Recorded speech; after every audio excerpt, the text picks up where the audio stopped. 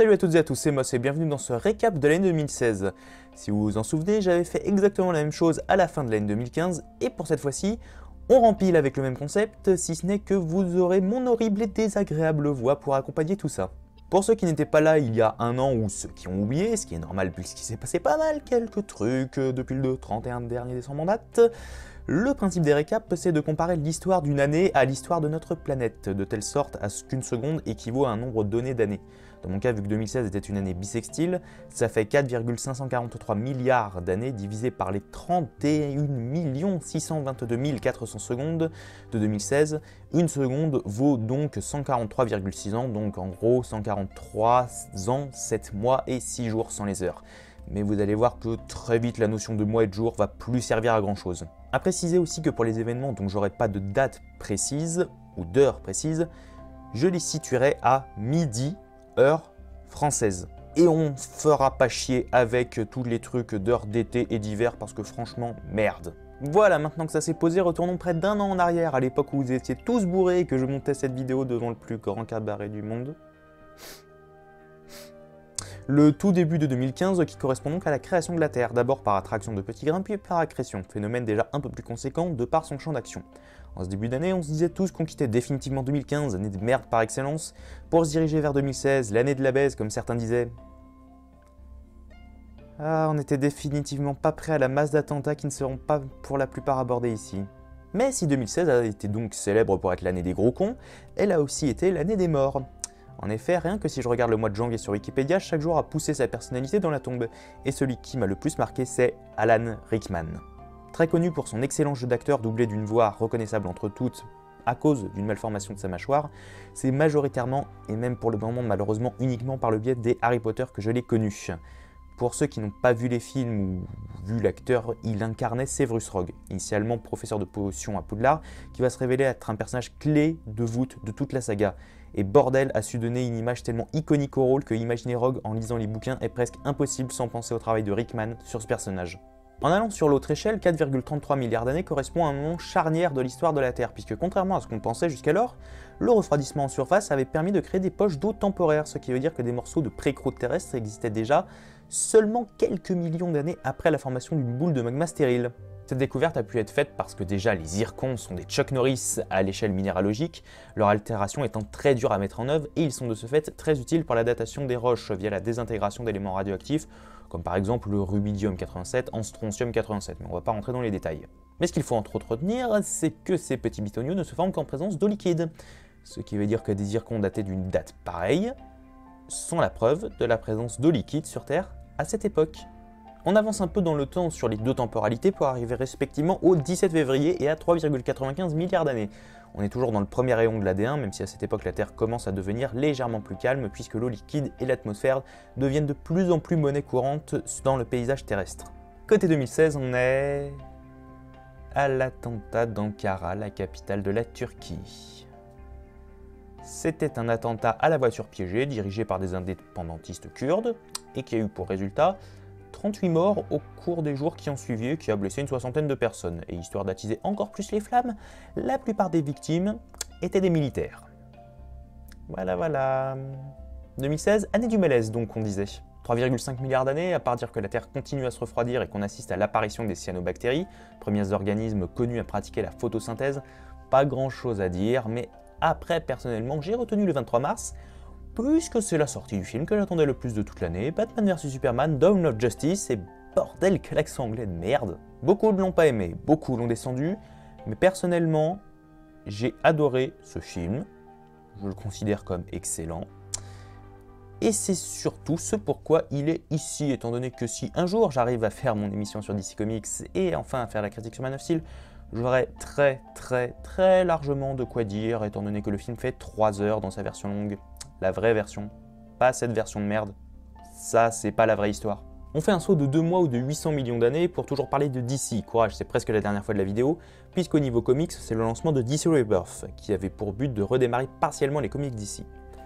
Partiellement, puisqu'on reste dans la continuité instaurée depuis 2011. Il faut savoir que les comics, je le sais plus chez DC, rebootent régulièrement leur franchise. Le premier très gros truc a été Crisis on Infinite Earth en 85-86, Et en 2011, on a de nouveau eu droit à un gros reboot. Et c'est à partir de là qu'on est dans la continuité actuelle.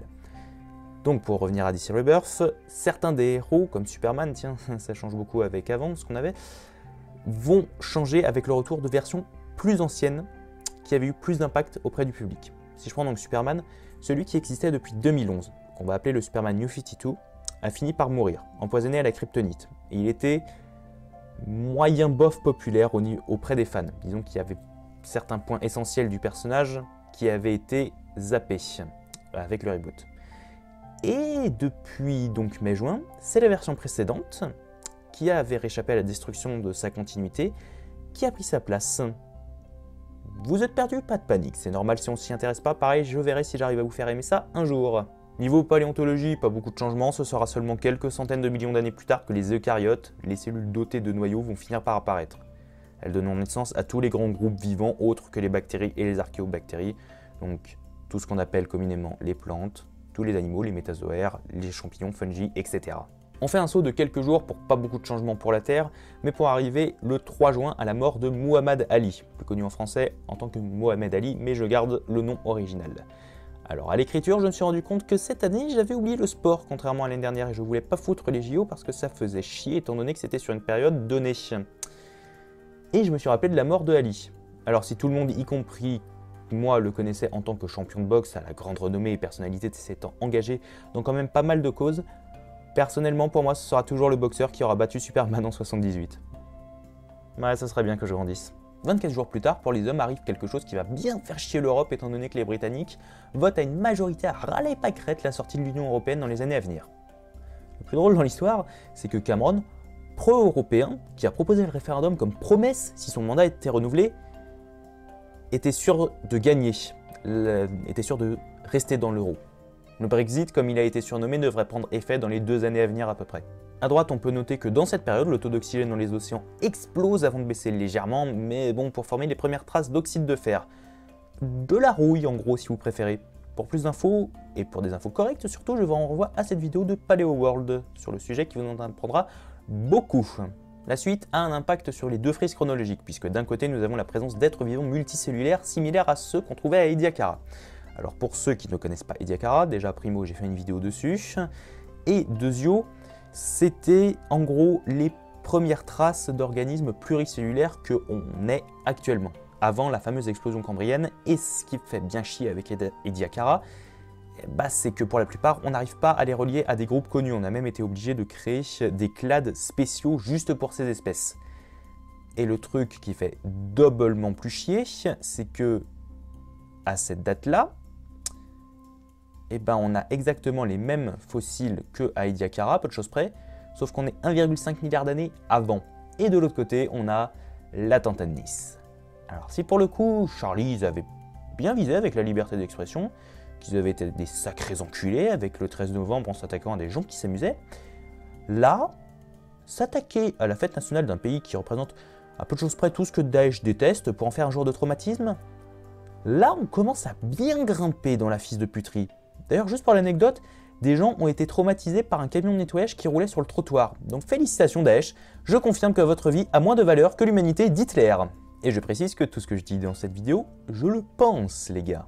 On va un peu quitter le domaine des horreurs humaines pour le trio scientifique de cette vidéo, avec en premier lieu l'annonce de la découverte de stromatolites vieux de 3,7 milliards d'années. Alors pour la plupart d'entre vous, ça vous fait un peu tiède, mais ceux qui s'intéressent même pas forcément de près à la paléontologie ont dû tilter que cette découverte repousse l'apparition de la vie sur Terre étant donné que les stromatolites sont loin d'être des bactéries de niveau extrêmement basique. Tout ça laisse supposer que de nombreuses découvertes sont à faire encore dans les années à venir. De manière générale, c'est toute la période précambrienne qui, à mon avis, mériterait beaucoup plus de recherches sur les origines du vivant, un sujet qui est encore aujourd'hui assez balbutiant. À droite, on notera le début de la fragmentation du supercontinent potentiel Columbia, formé 300 millions d'années auparavant. Le 30 septembre, c'est la fin de mission pour Rosetta qui avait permis d'en savoir plus sur la comète Chury, mais tout comme la plupart des engins destinés à l'exploration spatiale, elle continuera d'émettre jusqu'à ce que sa batterie s'épuise ou qu'un dysfonctionnement arrive. et à droite, bah pas grand chose à dire, mis à part le paysage précédent, donc c'est tout. Et enfin, histoire de finir le dossier science en beauté, parlons vite fait du prix Nobel de chimie qui a été remis à un Français, Cocorico, Jean-Pierre Sauvage, pour ses travaux sur les nanotechnologies, domaine extrêmement prometteur puisque la miniaturisation sera un des piliers de l'informatique future, ce qui sera entre autres un énorme enjeu pour l'exploration spatiale, le poids étant encore aujourd'hui la principale contrainte dans la construction des fusées. Donc si certains d'entre vous veulent peut-être faire carrière là-dedans, bon, c'est sûr que ça doit être rare d'y arriver. Mais vu comment ça va se développer dans les années à venir, il y a peut-être un ou deux trucs à fouiller. On passe maintenant à une aberration, puisque même si les bureaux de vote de l'Alaska n'ont pas encore donné leurs résultats à 7 h, heure française, l'élection de Trump est inévitable. Comment cette chose a pu devenir président des USA? J'ai encore du mal à y croire. La Terre est quant à elle, il y a 654 millions d'années, sur la fin du cryogénien, une période caractérisée par un méga âge glaciaire qui aurait au minimum laissé une très mince bande d'océan et de terre à l'équateur et au maximum aurait tout recouvert. Dans les deux cas, on a vraiment du mal à s'imaginer que ça ait pu arriver un jour. On progresse un peu dans le même mois avec l'annonce de la mort de Fidel Castro le 25 septembre, qui suscitera des réactions assez contradictoires en fonction de lieu d'habitation des Cubains. Les habitants de l'île pleurant leur grand leader, comme quoi la propagande, c'est avant tout une histoire de peur et de pression que de conviction. À côté de ça, on arrive sur la fin de l'Ordovicien, période qui aura permis de faire un peu le tri dans toutes les innovations du Cambrien, pour n'en retenir que ce qui deviendra les premiers membres des grands groupes modernes, vertébrés, céphalopodes, chélicériformes, échinodermes, etc., etc. Néanmoins, l'extinction ordovicien-silurien va encore faire un peu de ménage dans tout ça. On fait un grand saut jusqu'au Crétacé inférieur, il y a 126 millions d'années, où les dinosaures sont les espèces dominantes de la planète, et ce de manière significative en Asie. En effet, la quantité impressionnante de dinosaures à plumes et de membres de groupes qui, au Crétacé supérieur, seront les derniers géants non aviens du groupe, ainsi que d'animaux et de plantes en tout genre, en fait un des endroits de la planète les plus riches en fossiles avec l'ouest de l'Amérique du Nord en matière de dinosaures. Et sinon, pourquoi avoir pris le 21 décembre? Eh bien parce que c'est là aussi important pour moi, un peu à la manière de Batman vs Superman, mais là ça l'est encore plus, puisque Mathieu Sommet annonce qu'il va arrêter l'émission Salut les Geeks. Alors vous en avez peut-être rien à foutre, et vous vous demandez de quel droit je hisse ça au même niveau que l'élection de Trump ou les attentats, comment peut-il oser faire ça? Eh ben je dirais que c'est moi qui décide des sujets déjà, et que sans SLG, jamais je n'aurais eu l'impulsion de base pour faire les à peu près sciences, et que j'aurais très sûrement, c'est même une certitude, fini par fermer la chaîne. Voilà pourquoi ça sera un point important de mon année 2016. Peut-être pas de la vôtre, mais de la mienne, si. Et maintenant, on va finir sur la série de putain 2016, mais casse-toi, avec le 27 septembre. Vu que vous devez tous voir de quoi je vais parler, je vais commencer à droite avec la paléontologie. On est quelques millions d'années après l'extinction KT, qui a dégagé les dinosaures non aviens, et en Amérique du Nord, les mammifères profitent de la place libre, en témoigne le site Crazy Mountain. Je le détaillerai plus tard dans le site qui lui sera dédié, mais en gros, on pouvait y trouver une très grande diversité de groupes mammaliens. Rien qu'avec ce petit aperçu, ceux qui aiment la paléo, ça leur rappellera quelques souvenirs. Et le 27 septembre, c'est la mort de Carrie Fisher et Claude Gensack. Si vous voulez bien m'excuser 2 secondes. Pour ceux qui ne situent pas déjà sérieusement, et ensuite, Claude Gensack incarnait l'épouse de De Funès dans tous ses films. Je précise que c'était pas son épouse dans la vraie vie. Et Carrie Fisher, c'était la princesse Leia dans Star Wars. Une enfance morte, merci. Mais putain, pourquoi tu fais ça, 2016? Et c'est pas mieux le lendemain, puisqu'on a l'annonce de la mort de Debbie Reynolds, la mère de Carrie Fisher, et qui a joué dans beaucoup de films, majoritairement dans les années 50-60, que certains d'entre vous ont dû voir, mais pas moi, parce que je les ai pas vus et je suis une vraie blockbuster, et qui a connu son premier succès en tenant un des rôles principaux dans Singing in the Rain. Comptez pas sur moi pour la traduction française. À la même date, c'est également la disparition de Jean-Christophe Victor, connu pour son émission Le Dessous des cartes qui permettait de vulgariser avant YouTube, ouais, je vous assure que ça existait, la géographie. 2016 va bien te faire foutre. Ah oui, et de l'autre côté, pour ceux qui ont vu Sur la Terre des monstres disparus, on a un exemple de l'explosion de la biodiversité post-crise KT avec la présence de pas mal de groupes encore présents aujourd'hui dans leur version plus basale et de quelques essais comme le bien connu Gastornis, les Propaléotherium ou encore le Leptictidium qui est franchement trop choupi. Et enfin, cette vidéo est publiée le 31 décembre 2016 à 17 h, ce qui correspond à 3,6 millions d'années, époque où la lignée humaine commence à s'étendre avec le règne des Australopithèques après l'apparition des premiers membres il y a environ 7-6 millions d'années, quelque chose comme ça. Par la suite, on sait ce qu'il adviendra de l'évolution de ses membres, qui finiront par détruire leur belle planète et s'autodétruire mutuellement. On vit vraiment dans une époque de merde, et 2016 aura bien mérité son nom d'année du malaise. Et c'est sur cette note certes pessimiste que cette vidéo se termine, mais espérons quand même que 2017 sera meilleur. On peut toujours rêver. Lol. Alors oui, je sais, j'aurais dû parler plus en détail des atrocités de l'année, des grandes personnes qui nous ont quittés, il y en avait tellement plus. Mais je n'aurais pas su qu'y mettre étant donné que Alan Rickman, Carrie Fisher me sont venus plus instinctivement à l'esprit que tous les autres qui sont morts. Je suis désolé si vraiment il y en a qui vous tenaient à cœur et qui ne sont pas. Et d'ailleurs, d'après les données que j'ai indiquées en début de vidéo, faites-le votre propre récap. Celui-là est complètement personnel, parce que Batman vs Superman, je pense que pas beaucoup de monde l'aurait mis, DC Rebirth pareil.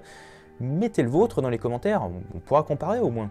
Sur ce, c'était Moss, vous pouvez faire tous ces petits trucs si vous le souhaitez, et je vous dis à l'année prochaine.